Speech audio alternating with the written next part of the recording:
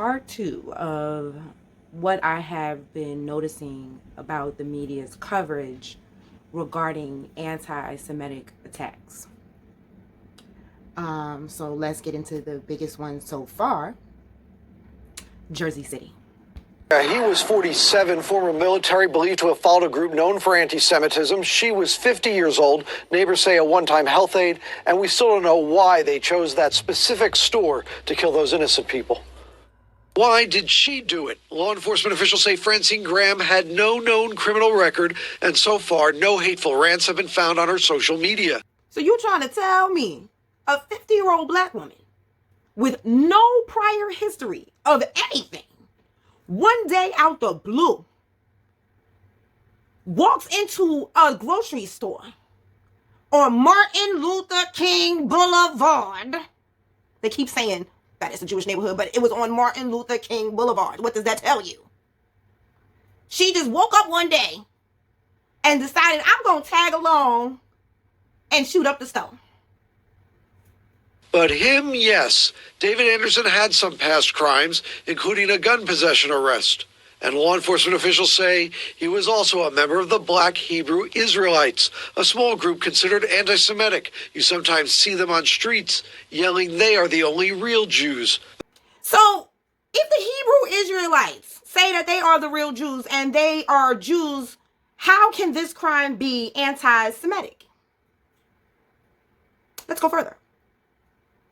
If the Hebrew Israelites say that they are the real Jews and that they are Jews, wouldn't this be Jew on Jew crime? The Southern Poverty Law Center calls them black nationalist hate groups. In the van after the shootout, investigators say Anderson left a note that basically said, I do this because my creator makes me do this, and I hate who he hates. Also in the van, other guns, and the FBI confirmed the explosive device was real. It was a viable device, meaning it could be a device that would have exploded.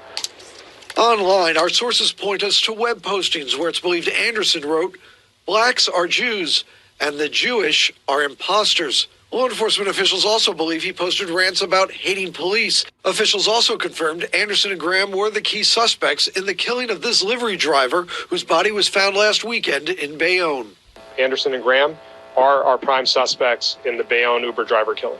As for Graham, we're told she was raised in Upper Manhattan, moved to New Jersey, and neighbors say may have been evicted after spiraling downward with Anderson. Social media pictures also show a minivan he apparently worked in, selling snack items to try to get by. Police, FBI, and ATF agents still trying to track where they got the guns and ammo. We're told they're looking into whether Anderson traveled to the Midwest, perhaps Ohio. Now, I ain't no prize-winning shooter. But my first thought was, how much money in ammo and guns did they have for homeless people? One thing I know about shooting is ammo is expensive. Guns are expensive. So, for him to have just one AR-15, that's about $1,000. I called up my friend and checked. And for 1,000 rounds for said AR-15, just 1,000. News reports said they shot off over 400. So, and they come in, packs and bulk, you know what I mean? So you would buy 1,000. So for 1,000 rounds, that's $300. So that's $1,300. The bare minimum. That's just one gun and 1,000 bullets. That would have run them $1,300. So where did two homeless people come up with $1,300? Here in the heart of the black community, Orthodox Jews have been arriving on Martin Luther King Drive over the past several months, and their presence is being noticed. This is Yul Pearl, a spokesperson for the Yazoru Committee, which is opening a community center on MLK. Most of the people that's coming here most of them are from Brooklyn, and they live in Williamsburg. To buy a house in Williamsburg now, it's $1.5 million. Prices here is going now to buy a house. $180,000, $200,000, $200,000. So this we could the low income people could afford these things. In that way, the Hasidim who have discovered the Bergen Lafayette and Greenville neighborhoods are not unlike the recently arrived hipsters downtown, just looking for cheap housing. But Hasidim are known to be insular, and longtime residents here are known to be distrustful of anybody new. So far, the two sides just seem to be sizing each other up. Earl Morgan is a retired newspaper columnist and lifelong resident of Bergen Lafayette. He has literally seen it all in this neighborhood. Right, we had enormous fights with the druggies on the corner, and we finally smoothed all of that away. Now some other people want to come in and say, thanks a lot, we'll take it from here. Like, whoa. And I have some enormous, very interesting conversations with them. Because when I point this out, they'll say, well, you're a racist. And I say, look, I've been here all my life. Morgan knows that since 2000, the percentage of black residents here has dropped from 46% to 41%, while the percentage of whites has gone from 21% to 26%. Since January, 11 families have moved into this neighborhood, still one of the toughest in the city. He says 50 to 60 homes are already under contract. The committee is marketing apartments to families for affordable rents, $800 for one bedroom, $1,100 for a two-bedroom. If you were to look into the future, Yes. in 2 years, 5 years, Yes. what would this community look like? We don't know this. We can't say what's going to be in the future. Yeah. But this we have to we don't want to throw out people. We don't, because here it's many houses for sale. So we understand. But already some residents have begun to complain about aggressive buyers, whose persistence, they say, borders on harassment. Sheena Johnson is on the board of the nearby South Greenville Neighborhood Association. When you have people, day after day, week after week, knocking on their door, like, do you want to sell, and telling them this is going to happen, that is going to happen, and they're basically scaring them into selling, and they're offering people, $90,000, $150,000 for buildings that can go for $1 million or better. And that, as a member of the neighborhood association and a concerned resident, I have a concern about that. Is that happening? It's a problem. Many people, Hasidic people that wants to come here, they want to buy houses for cheap, and so they're asking, but they are trying. But if they don't want to sell it, they could told it not. Yeah. Well, do they take no for an answer, or do they keep trying to? No, they take of course. No is no. We've heard this before in towns like Lakewood and Toms River, where the city is now considering an ordinance to outlaw this kind of soliciting. See, this is why it is important to read the newspapers. In the newspaper in the New York Times back in June, it said this administration and the Justice Department has decided that they are no longer going to focus on racism as a priority. They are just going to focus on religious discrimination, and that the various states could take care of racism the way they want it.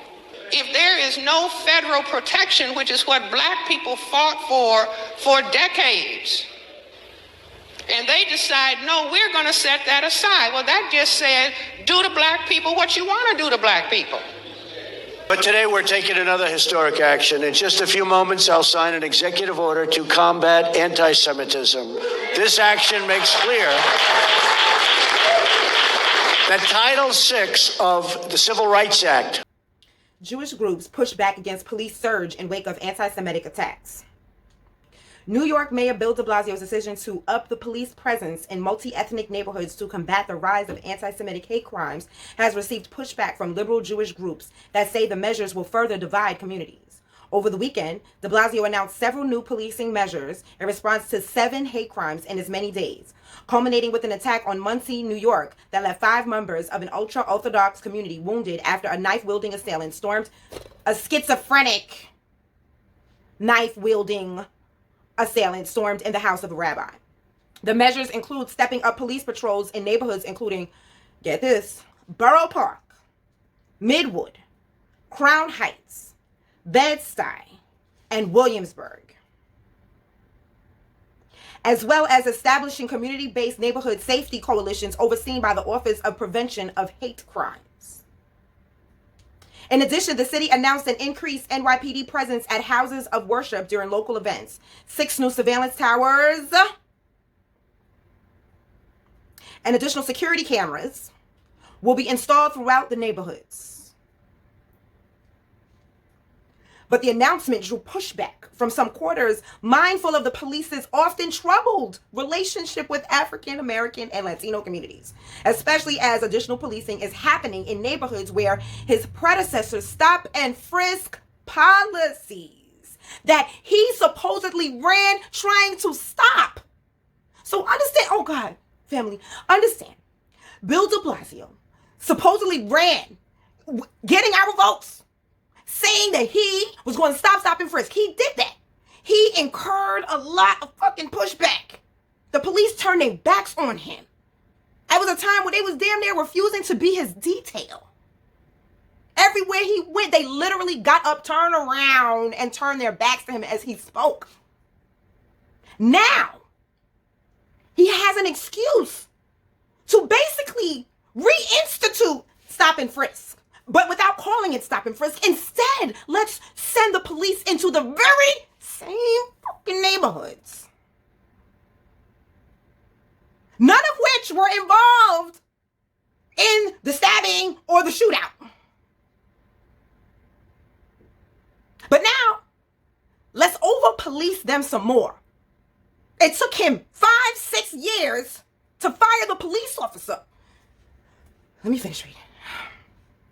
This is what dividing vulnerable communities look like, said Jews for Racial and Economic Justice in a tweet. Instead of investing in restorative solutions that prioritize the safety of all communities, de Blasio is implementing a plan that treats abuse of Black and brown communities as the answer to anti-Semitic violence. It isn't. After an attack on a synagogue in Pittsburgh earlier this year, Jews for Racial and Economic Justice took a similar stand against plans by the Trump administration to set up security around places of worship, warning that increased police presence and security will militarize our community spaces. Other groups agreed. The group continued. We know we have to address rising white nationalist violence against Jews, Muslim, Black people, and all people of color, while not relying on the very forces detaining and locking up and killing our friends, family, and neighbors. David Cleon, an editor of Jewish Currents, said, flooding POC, people of color, neighborhoods with cops is going to carry real costs, potentially even fatal ones, for the tens of thousands of people who have no complicity in these attacks. I am also deeply uncomfortable with the optics of cops functioning as security for Jews against people of color. My parents said, what do you want for graduation? And, sometimes maybe I needed a psychiatrist because I didn't say, get me a car. Get me some clothes. I said, send me. This is 1957, 12 years after the end of the Second World War. And I told my parents, I want to go to Germany and live with German people. And ask them if they understand what they allowed to happen to their neighbors. And I was in a work camp outside of Frankfurt. And young German people were going around doing Heil Hitler with swastikas. And I would say, don't do that because I'm the only Black person there. But what I learned from that experience is that people can appear nice on the surface.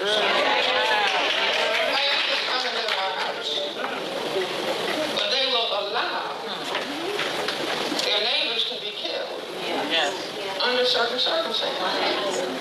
See, I advocate that every Black person should study the history of Nazi Germany. The force of gentrification is moving against us. Instead of crying about it, we need to say, no, gentrification is the same as apartheid. It means white in, Black out. It means that white people can have bicycle paths. Whatever they want, they can have. Clean streets. 10 police cars a block. So white ladies can walk in shorts at 11:30 p.m. See, but I say the failure to find the little girl, the little 9-year-old girl, the failure to help the man who was across from the fire department, all those people piled into homeless shelters, like the little girl's family. See, you can't simultaneously have a government that is bringing in one kind of people and pushing out another kind of people, and have that same government apparatus be sensitized and tuned in to the welfare of the people they're pushing out. See, that's pushing out people saying, we don't want you. So how can you think about their welfare? No, you can think about the welfare of dogs being comfortable in a park.